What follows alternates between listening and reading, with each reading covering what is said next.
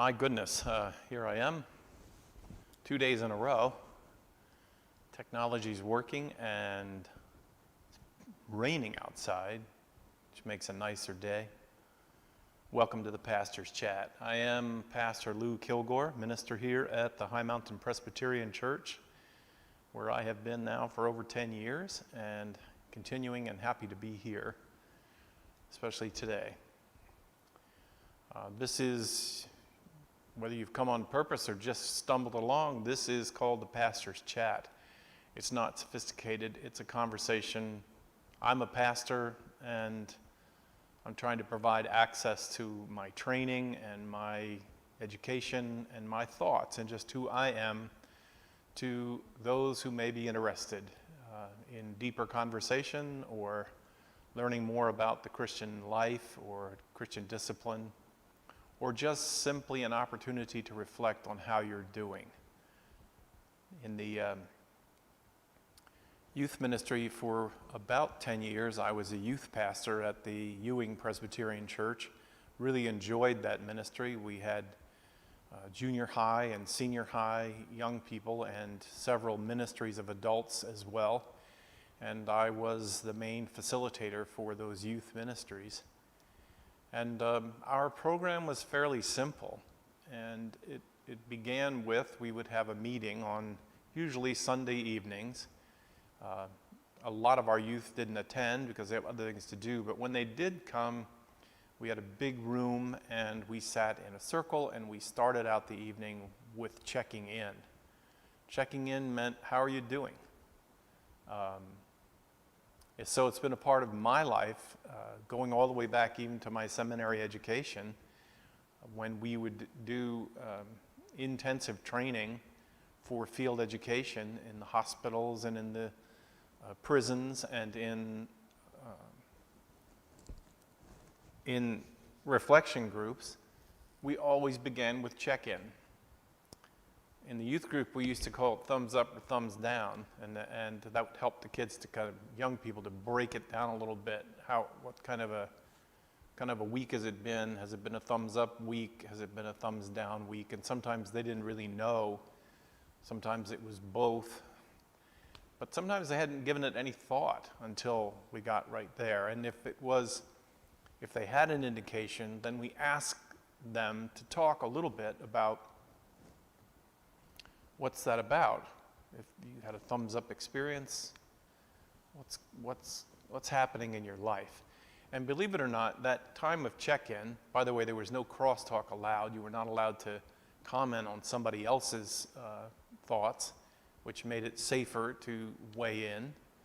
And that's true in this setting because you can't. First of all, no one can hear what you say when you answer. And I ask you, how are you doing today? What's your week? What's your day like? And then we would ask them to say a little more about what's happening in your life. How do you feel about it? What do you think about it? And became the basis for the formation of a very important group, a very important component in the lives of those young people, because I was practiced at listening. My work was to listen, and if I heard what I heard, I reflected back, and if I didn't understand or I didn't hear, we would take the time to say, wait, I'm not quite sure I understood. How are you doing? What's happening in your life? And powerful bonds were formed. Powerful bonds, and they continue still to today. Technology allows me to still keep in touch, even if just a hello. So how are you doing today? And how does this work when you're not in the room? And why are we doing it? Because we're living through a time they will write about in history books, a time of upheaval, a time of change of patterns, a time of redirection, rethinking. There's been a massive rethinking of what we do and how we do it. And as the pandemic fades, the marks of that are still being discovered. It's a little bit like there was a tornado warning in the Ramsey area last night, and I was thinking about those families when a tornado strikes and rips through, and then usually the bright sunny day that follows, the families go into the area and they begin picking through to see what's left. And I think we're in that stage now with the pandemic. And I don't want to get too dramatic about it, but I think that's been true for 2,000 years in relationship to the practice of following Jesus Christ, of being a disciple of Jesus Christ. We're still picking up the pieces of what's left after the crucifixion and the resurrection and the Sunday of Pentecost and the power of God, promising and fulfilling that promise to come and help us live our lives in faith. I've been teaching into my Bible study classes for years now, and maybe I don't repeat it enough, that I think the witness of the book of Genesis is that human beings, by and large, having been drawn up out of the earth, and however you want to see it, in evolution or a miracle of instant, human beings made of the earth, set upon the ground, learned from God, and looking around what the conditions of their existence were. And they didn't like it. They did not like it. However you want to put it out there, God said don't eat of the tree or whatever. Human beings reported back to God, we don't like the conditions of being human and living on this planet. It usually involved limited knowledge, uncertainty, inability to be absolutely certain about anything. It involves terminal experiences, change. We don't like it. We seem to have a yearning in us to be more than we are. And faith, the word faith means trust. So however you want to understand the account given in Genesis, if you step back from it, God is saying the conditions of your existence are trust. Trust me. And the one thing human beings don't like to do is to trust. And we don't like to trust God. We don't like to trust. And we have good reasons. We say, because look what happens when we trust. We get taken advantage of. We feel like fools. There's no certainty in life.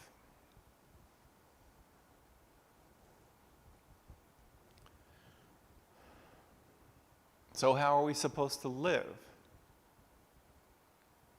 That's the challenge of this period of our lives right now. What can we be certain of?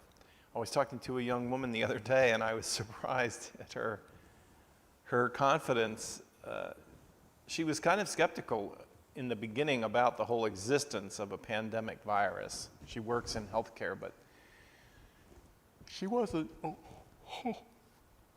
certain that we were getting all the information. And I think there's a lot of people out there who are very suspicious that nobody knows all of what needs to be known. I get it. It's a condition of our living. There's just too many times in our lives where we've trusted, or we've experienced trust or faith or whatever, only to find out that it was bad faith. That we should have been more skeptical. And so now I think the preset for us is be skeptical of everything. The bumper sticker that says, question everything. Question it, yes, but then in the end, what answers do we accept? Anyway, this young woman was saying that she had in her mind all worked out that we were only through what would be the first wave of this pandemic, and that what you see going on in other parts, I think it's Brazil or some parts of South America, where the pandemic is raging. And she was convinced that that virus is stronger than the virus we have, and that it will come back around. And so she was in no way letting down her guard, because she thought what they weren't telling us was that the vaccine that we have will not protect us against that, and that we're going to have to sign up and go back and get all kinds. I get it. I understand. I'm not critical of her. I don't know what she knows, and I don't know what to think about what she says, and I don't have any source of certainty any better than anybody else does. But I do know this, that if we're going to live this life, this post-Pentecost life, if we're going to live a life of faith that involves generosity, that involves kindness, that involves humility and compassion, not just for our friends and family, but for the world in general, if we're going to live our lives that way, we're going to have to guard ourselves against, or we're going to have to let down our need to know for certain. You're going to get taken advantage of. And trust is Paul says, I think it's Paul, the Apostle Paul says that faith is leaning on what you can't see and depending upon what you don't know. That's the requirement for life. That is. And so my question when I ask how are you doing is, how are you doing with that? Has life hurt you enough that you feel like you never want to trust again? You'll just put your preset on, I doubt it, I don't think so. I don't trust anybody, I don't trust the educated, I don't trust the politicians, I don't trust the clergy, I don't trust my neighbors, I don't trust the people that come and go.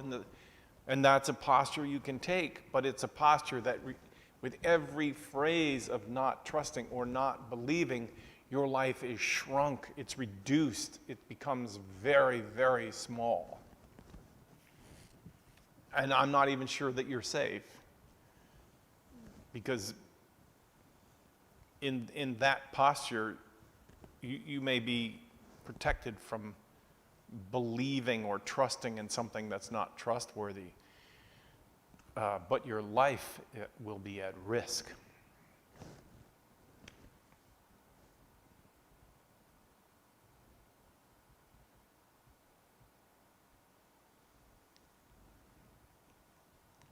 I want to thank you for those of you who made some comments again, continuing to make comments. I'm not trying to avoid it.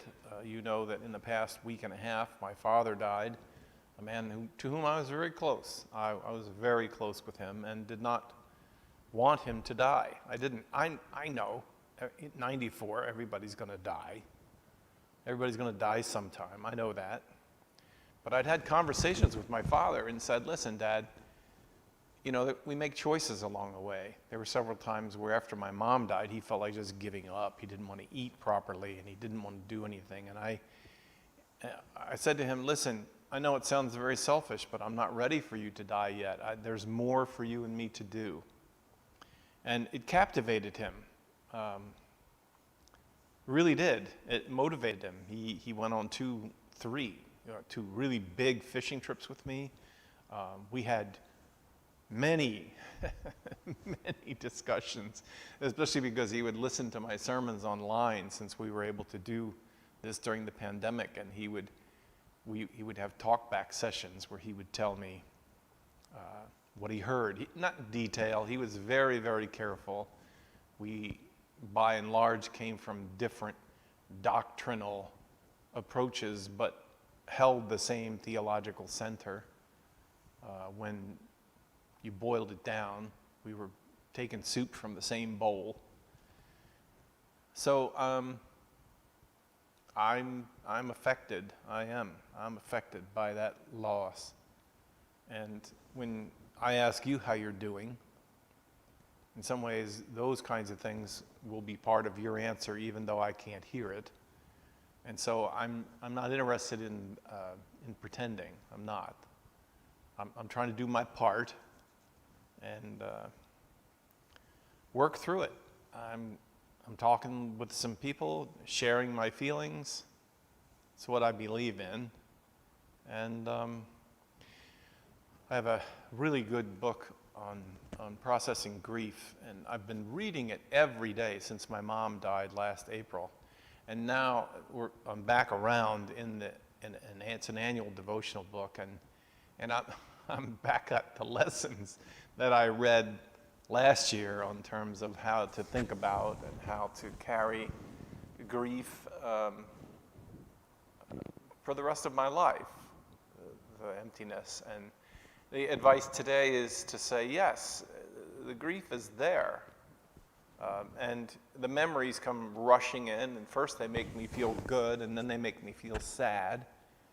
And then I feel fatalistic because I want to talk to my dad, or I want more feedback, or I want to give him some of my life to share, and he's gone. And all that's true. And in the book today, they recommended that one of the things we work for is to try to really, yes, carry the grief and to carry the memories and have it all around you, have it all swirling around you, but try to let it drop in a ring around you, and then step out of the ring and go to another room and think about today, which is what I'm doing in this conversation with you. I'm thinking about you, I'm thinking about today, I'm thinking about my life, about my work and my ministry, and I'm very grateful. I'm grateful. And in my funeral services, I have been saying something for years. And sometimes it's hardest to hear your own advice. But I'd say human beings are enormously complex beings. We are very complex beings. And we are capable of doing more than one thing at a time. Wow, are we capable of doing more than one thing at a time? We can be rejoicing and full of gratitude for an experience that we have or an awareness that we have. But we can at the very same time be overwhelmed with grief, blown away with loss, sadness. We can do it. We have the capacity in us, tremendous capacity. And so today, when I ask, how are you doing? Or I ask myself, how am I doing? Yeah, how much time do you have?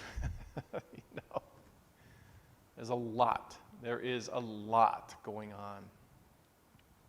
And in this chat, I keep taking it back to this pattern of discipline of our Christian faith, which is the day-to-day living of faith, trusting in God for healing, trusting in God for some certainty in the middle of uncertainty, trusting in God for forgiveness and for the power to live our lives and not miss opportunities for benevolence, for giving, for gratitude, for the very, very, very best things in life.